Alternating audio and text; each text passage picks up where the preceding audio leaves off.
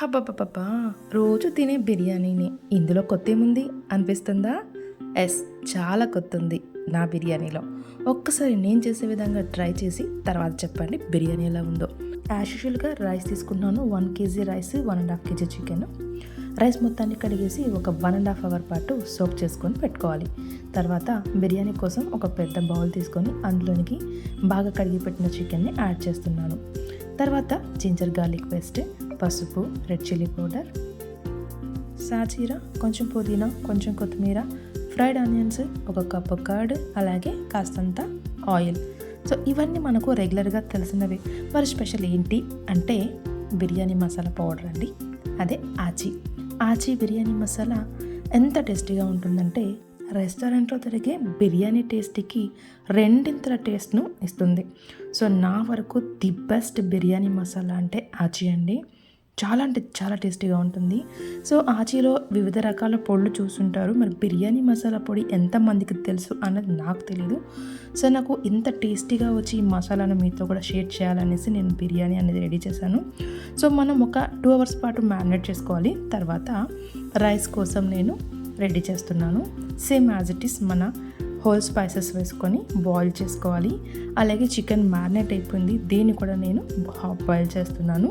కాస్తంత పచ్చిమిర్చి యాడ్ చేసుకొని, అలాగే రైస్ కూడా ఆల్మోస్ట్ వాటర్ హీట్ అవ్వడం వల్ల రైస్ను యాడ్ చేసి రైస్ని కూడా బాయిల్ చేస్తున్నాను. సో కర్రీ మొత్తం మనకు రెడీ అయిపోయిందండి. ఇందులో ఉన్న గ్రేవీని కాస్తంత సపరేట్ చేస్తున్నాను.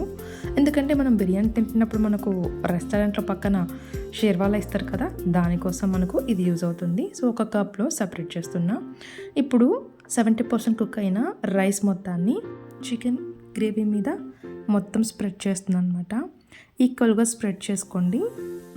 తర్వాత చిన్నగా కట్ చేసుకున్న కొత్తిమీర, పుదీనా, అలాగే ఫ్రైడ్ ఆనియన్స్, ఇంకా కాస్తంత గీ, ఫుడ్ కలర్ అనేది ఆప్షనల్ అండి. మీరు కావాలంటే వేసుకోవచ్చు, లేకపోతే లేదు.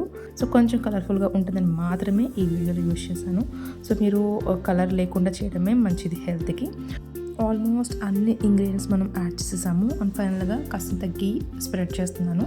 తర్వాత క్యాప్ పెట్టేసుకొని హై ఫ్లేమ్ మీద ఒక 5 to 10 minutes వరకు మనం కుక్ చేసుకోవాలండి. తర్వాత ఒక ప్యాన్ పెట్టి ప్యాన్ మీదకి మన బౌల్ని ట్రాన్స్ఫర్ చేసుకోవాలి. సో ఇక్కడ మనం దమ్ చేస్తున్నాం అనమాట. ఇలా పెట్టిన తర్వాత పైన కొంచెం వెయిట్గా ఏదైనా పెట్టాలి. సో నేను వాటర్తో నింపిన ఒక బౌల్ని పెడుతున్నాను. ఒక 15-20 minutes తర్వాత మనం ఇలాగా ఓపెన్ చేసి చూస్తే మన బిర్యానీ మొత్తం పర్ఫెక్ట్గా రెడీ అయిపోయింది. చూడండి, చూస్తే చాలా టెంప్టింగ్గా ఉంది కదా, చాలా అంటే చాలా టేస్టీగా కూడా ఉంటుంది. రెస్టారెంట్ని మరిపించేలా ఉంటుందండి ఈ బిర్యానీ టేస్ట్. సో మీరు గమనిస్తే నేను ఇక్కడ ఎక్కడ టేస్టింగ్ సాల్ట్ వాడలేదు. సో టేస్ట్ కోసం చాలా న్యాచురల్గా మనకు టేస్టీగా అనిపిస్తుంది ఈ బిర్యానీ. వీడియో నచ్చింది కదా, లైక్ చేయండి అని అంటారు అనుకుంటున్నారా? అస్సలు కాదండి, ఒక్కసారి ట్రై చేయండి. టేస్ట్ మీకు 100% నచ్చుతుంది. నచ్చిన తర్వాతని నా వీడియోకి లైక్ చేయండి.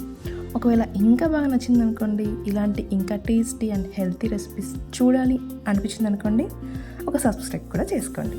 Thank you.